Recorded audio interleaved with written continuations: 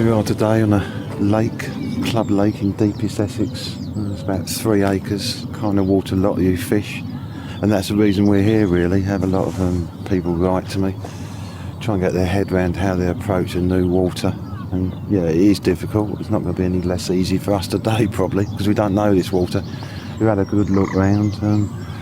All really I can do is use our experience, you know, and think about it, and plus what you read, I guess. You know, normally I'd love a westerly and fish in the teeth of it, and I was thinking, oh, this is where I want to be, where we're standing now. But when we went down the other end, it was distinctly warmer down there. Totally different, weren't it? Yeah. You know, you can stand there.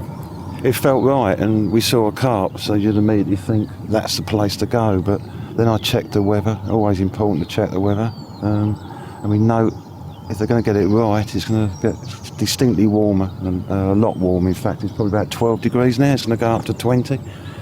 So I'm kind of thinking I still want to be on this westerly wind. Don't know what Adam thinks. What do you think, I'm mate? probably going to go a little bit further up, Kev, and you know, I'm still going to be in the wind, but I quite like this dam wall. You know, it looks like a dam anyway, and I presume it's probably a deeper end, and I'm going to look at the margins up there, I think. Well, I do agree, that's where we saw that carp in that quieter water, so you're down there, we're both covering an area, aren't we? Anyway, you're the one who needs to catch. I just need to experiment. I always want to catch. Yeah, I'm here to catch. And what's your plan then? My plan, as usual, is I'm the guinea pig. I've done a winter testing gear, sleeping bags and bed chairs. I have to say I'm getting so into the Zig thing, absolutely fascinated by that whole form of fishing. I think we're on the eve of a revolution, if you like. You know, there's so much exciting stuff to learn, and I fancy the Zigs up in the water, certainly in the daylight. Either by this evening I'll be craving wanting to catch one because Alan's emptied the lake, or I'm also very interested in Zig fishing at night, so I may stick it out and try and prove a point. If I get one in this session, I'll be happy. Should we go get some gear? Yeah, let's go and get some gear. Let's go and get some out, mate.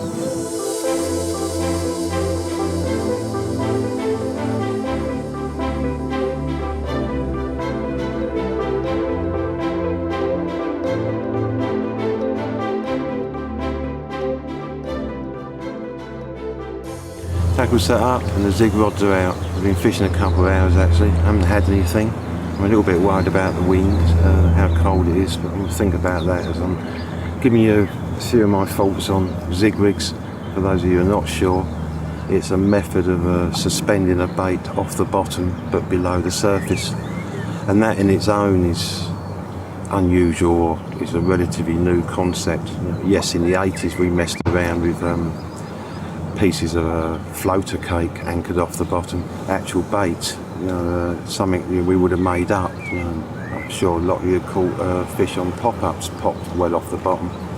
But then things kind of changed, and people started using foam, and then the foam got smaller until it's tiny little bits of foam, because they found that was most effective. And that's when I really started thinking what's going on here. And the clue to me, rightly or wrongly, was the fact that anglers had to use tiny pieces of foam on size 10 hooks.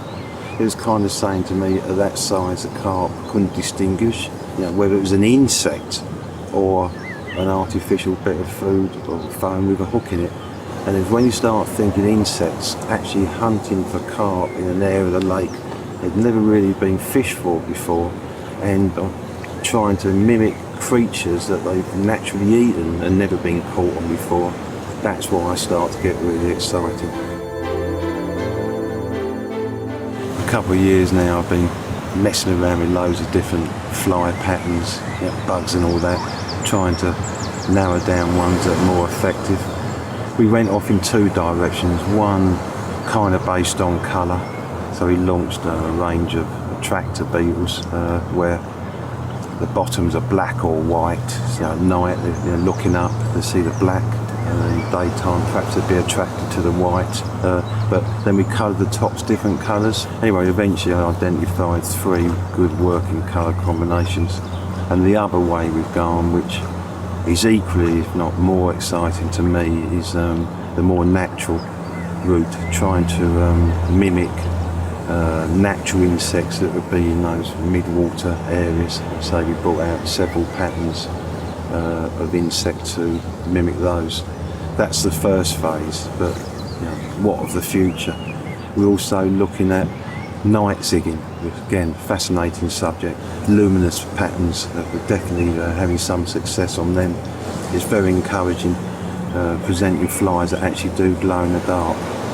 And then there's, I think the term's luminescence, picking materials which reflect the light in various colours. Like, for example, a peacock's feather, you know, the way the light hit it, it changes colour. That's another route we're looking at as well. So lots of exciting stuff that we've worked at, and hopefully one day we'll be bringing out some new patterns for you to enjoy success on.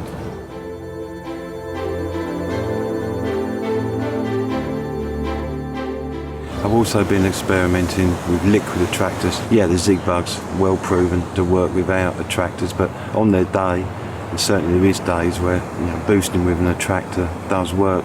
But I found something also very interesting, a great little fishing edge. You know, I've had those occurrences, a quick bleep, a double bleep. Don't know whether it's just something happening out there, something's hit your line, or whether something's actually had to go at the bug.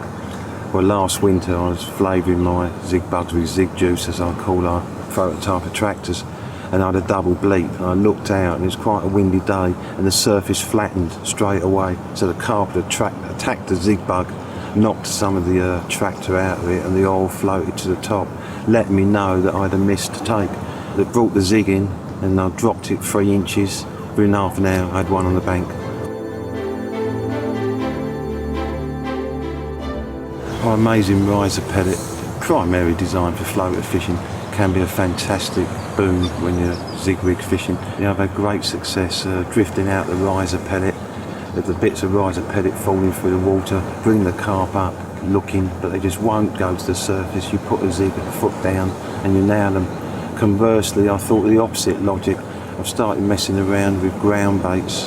The logic of, instead of, as with the riser pellet, the pellet drifting down, we make a ground bait that you ball up, throw it out, and it starts breaking down, and pieces of riser pellet float up. That way it's attracting the carp to follow the riser pellet up, you know, into the areas where your Zig is, or start hunting more in mid-water.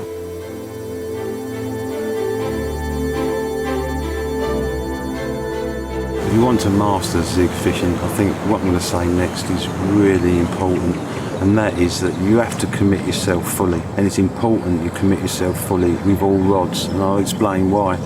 It's the key thing in zig fishing is the depth, the zone that they're swimming at. 6 inches either way, and it's quite likely you won't get a bite. But get in that zone that might only be 6 inch wide area of water, and you could have it off. You've got to commit all 3 rods to it, or 4, however many you use. And how I do it is, I'll set one at X depth, you know, that's like my benchmark depth. So let's say it's 12 foot of water, I'll set it at 7 foot on this day. And then I'll put one at 6'6" and one at 7'6". If I'm having the action for a while and I'm convinced there's fish around, I'll move the 7'6" one up to 8 and the 6'6" down to 6, just basically seeking out that zone until I find it. But anyway, I'll end on just a few words about the 2 rigs that most people use. The fixed zig rig firstly. A couple of things I've learned there is that sometimes I've noticed getting mistakes and that, and I watch fish come up to it. They look like they're trying to suck it in but can't. You know, I was talking to Jack Brown about this, and he'd spotted fish from a tree doing exactly the same, just missing his rigs, and he's showing me a nifty little rig. He's tied a bit of pole elastic into his rig down by the lead, just so when the fish come down, it's just that little bit of movement to make sure they can suck it in easily. And Blair's come up with a cracker. It's about 4 inches of a tungsten tube with a towel rub on the end. You just put that on your swivel at the the other end of the zig rig link, and that lays on the bottom, so when the carp comes down it sucks in the bug, and the boom just lifts up, just gives it that bit of movement. It really does work, so I'd recommend that. With the adjustable zig rig, as I said, I think a lot of people are frightened that the float spooks the carp, and certainly I believe it would if you had it too near the bug. We've attacked that both ways. We've brought out our own Zig Float, a transparent job, so it doesn't show up in the water, but also I try and get the float as far away from the Zig Bug as I can. To say, for example, you expect to fish from 6 foot up to say 9 foot, you know, moving it around to try and find the zone. I'll tie the float in at 6 foot, so you know, when I pulled it right down, the float is right on the bottom, so I've got to say like 5 foot of link between the float and the bug, maximum distance away. You know, that's how I do it anyway, and it seems to work for me. So there you are, my thoughts on Zig rigs. Guess I better go and catch one now. It's all right talking about it, isn't it? It's one thing doing that, it's another thing catching them. And on that note, I said it's a new water, we don't know anything about it, you know, so just like anyone goes to a new water, you've got to try and work it out. This morning we arrived, strong westerly into this corner, but this wind has got a real bitter bite to it. If I was a carp, I want the sun on my back in spring. You know, I think the sun is so important to carp where they live in a lake, especially in spring. So I'm going to move. Been here a couple of hours. Haven't caught anything on the zigs in this swim, so I'm going to try another swim.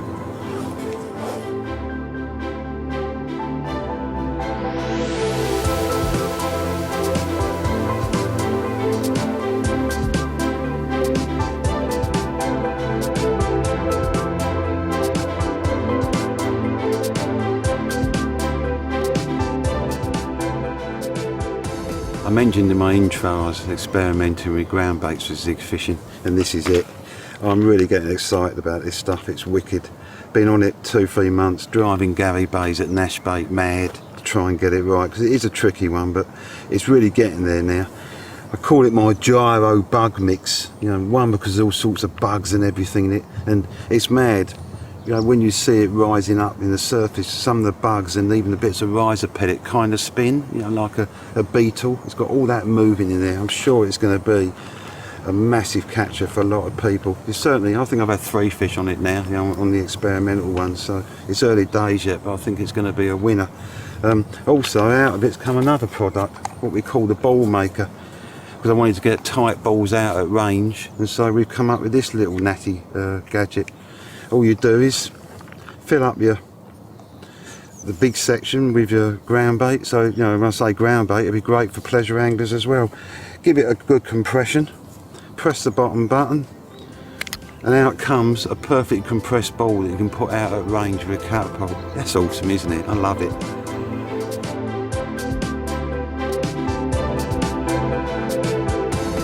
I've moved around the other side. I've been fishing 2 hours. I tend to, whenever I move into a new swim, try and disturb it as minimally, you know, not put any bait out, markers or anything, just try it at first, because there might be fish there you could spook. Anyway, nothing's happened yet, so now's the time to try my secret weapon of the gyro bug mix. And what I'm going to do is catapult 3 or 4 in the line in front of me rods and concentrate in one area, because this is a no-lose bait, this, you know. It hits the water, as it goes down, there's loads of little bits falling, and then when it sits on the bottom it starts breaking up, and there's all bits floating, you know, bits of riser pellets spinning in the water like gyrating beetles, and then there's a residue left on the bottom. So you've got a chance of getting them with the bottom bait rigs as well. And that's what I'll probably do tonight. I'll start feeding this in regularly and then put a bottom rig out there as well. So I'm covering both options, mid-water and on the bottom. Wicked.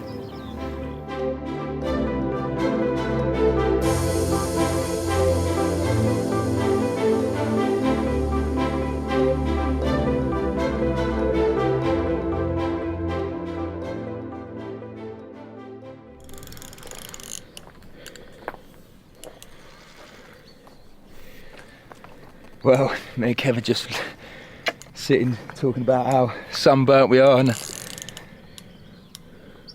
how enjoyable the day's been. And so I thought, yeah, I'll chuck 3 jigs out just while I'm setting up my bottom bait rods, and away she's gone.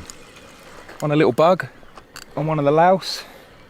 I'm fishing, I wouldn't say, I'd say I'm probably less than a foot under the surface. I'm literally under the surface.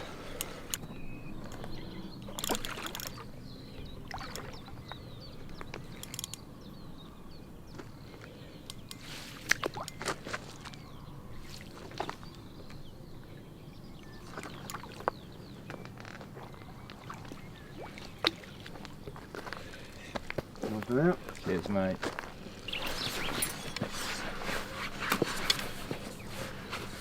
There you have it, folks. Cracking little mirror on one of the natural Zig Bugs, just fished under the surface. For the last half hour, 45 minutes, I've been throwing in balls of the riser ground bait, and the result is this. and I don't think this is going to be the last one.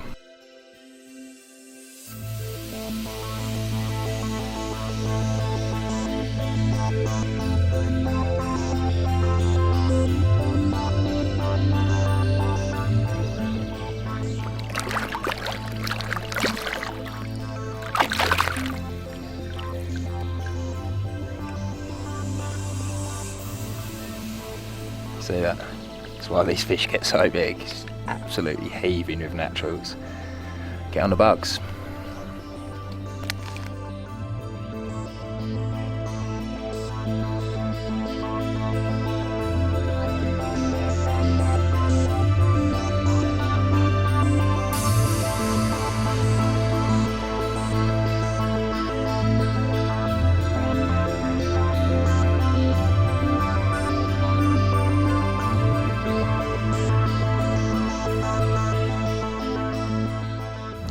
Well, it's a really dark night, no moon. I was going to wind 2 in and put them on bottom baits, but as Alan has had one on a Zig, I've got to just stick at it. I can't let him be the only one to get a carp out of here on a Zig. So I've just wound one in and I'm going to try one of my prototype glow bugs. So if Winston, the famous cameraman, would turn the light out, you might be able to see it glowing in the dark.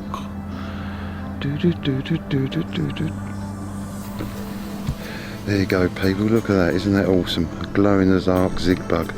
There's 2 ways you can charge them up. You can charge them up with a torch or UV light, but I'll give you a little tip. The flash on your camera really zaps them, makes them bright. So let's chuck it out and see what happens.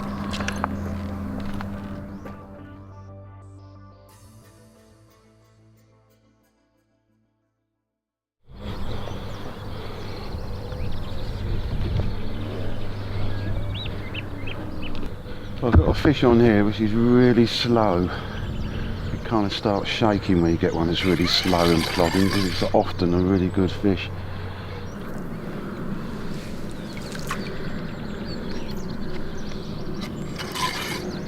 I'm jammed up now with weed. Yes, you might be a walk back jobby, Kev. Go on, that's it. Okay? Yeah. Oh, what a mess. Need a floating mono here, not XT. It's too blowing damn good. It gets in the weed. Ah, it's common. It's a big common. No. Yeah. Well, let's let it play out a bit more then. It still wants to go. Now I am nervous. Why'd you tell me that? Mate, you're doing fine. It's fine. It's fine. Meanwhile, Alan at the other end, he can tell his story later. But he's got a couple in the net. I will also say the cameramen were only 3 metres away from his bed while he's having all this action. Have another go. Right, it's the first time it's actually come up.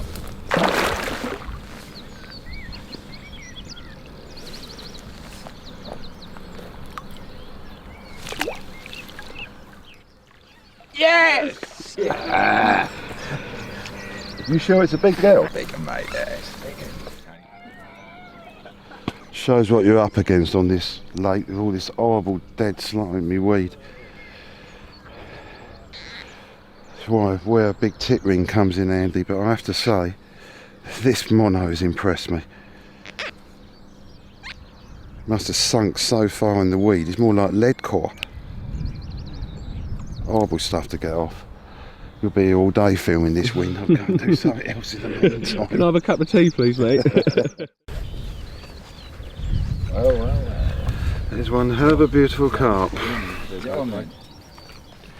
There you can see, perfectly hooked on a glow bug, of all things. Mad. I woke up just as it's getting light and I nearly wound me glow bug in, but I thought, I don't know, low light. I had one a few weeks ago on a glow bug just after dawn. Yeah, I think there may be something in it. You know, these are conditions you wouldn't expect a Zig to work. So we've got so much to learn still. Maybe it's the colours of that bug, even though it's not dark. There's still something that hits the light right. Well, it certainly worked for this girl. She's a well-known 40, although she's been out this year under 40. So I suspect she's a bit under, but who cares? What a result.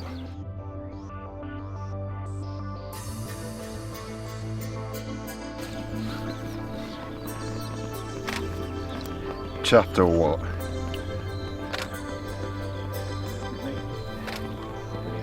Yeah? Right. What we got, boys? 38.8. Yeah, 38.8. 38.8. Yeah. On the watercraft angle, as you know, I was over the other side yesterday. So I come down here and sure enough there was the odd fish showing. In particular I saw one lump a couple of times over the far bank about 2/3 of the way out. And I had a black Zig Bug on it in the day, but nothing. So last night we put the glow bug out, and that's the rod that went off this morning. Okay, it wasn't dark, but that's the second fish I've had on the glow bug, just after dawn and poor light. You wouldn't expect it to be good Zig weather, so just something to point out. There could be something in it, but I'm just so loving the development. It's such a buzz when you're working on development and it all comes right. The biggest fish in the lake, and I've only been here 22 hours. Do I feel lucky? Sometimes you need a bit of luck.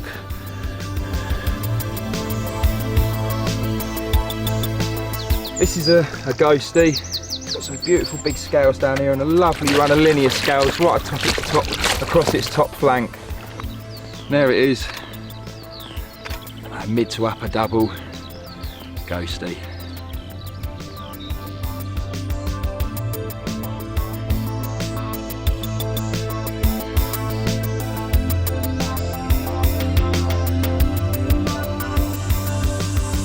Another Zig Bug. Another one of the louse. I really like this pattern. How near was that Zig to the surface? Because the riser pellet's been drifting over it. Yeah, right under, mate. Literally right under. I've got 3 rods fanned out in sort of an arc, and that arc is on the line of where you've been drifting the pellet for the last hour and a half. This is what I was talking about yesterday. Yeah, you can use a riser pellet to get them up. They won't maybe come up that last foot to take it, but they're right up in the zone just below. So fish as a zig a foot below the surface can be really effective, as Anna's just proven. You can see it. I don't know, Wing, can you see that? Well, this is my left-hand rod. Can you see the slick running straight down, not the centre of the lake, but diagonally across the lake? That's the riser pellet.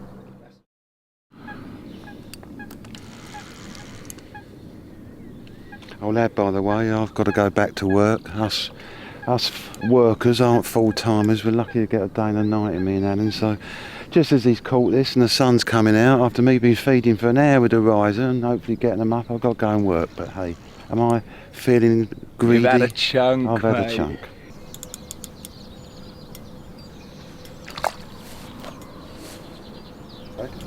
The other side, she's in amongst them, right?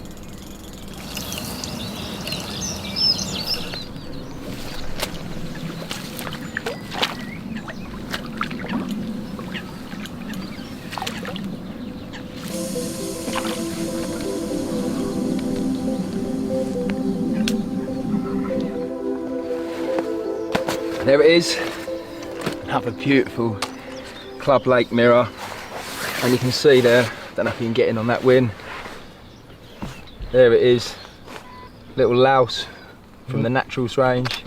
Definitely been my favourite pattern, all of last year, but what with all the new bugs out, there's so much more variety to try and stuff. It really opens up so many options for zig fishing. I'm going to get this unhooked, another good hook hold. He's drifting the riser pellet over the lake and I just couldn't resist flicking a couple of Zig Bugs over the top. It really is an awesome method. Over the top, under I hope. Under the top, over the top of the riser. Right, it's just a touch under with the water going at 22.6. Brilliant, nice one.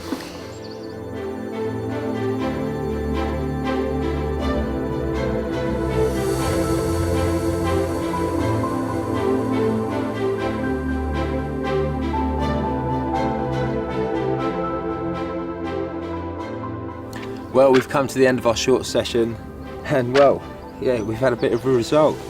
Both of us have probably had our rods in the water for about 24 hours each, and Nash has obviously had the big one, and I've had 5 bites. Thoroughly enjoyed myself, but for now, I'm going to get the rest of the gear packed up and have a couple more laps with the bucket floaters, just in case I can get a few taken off the top. See you soon.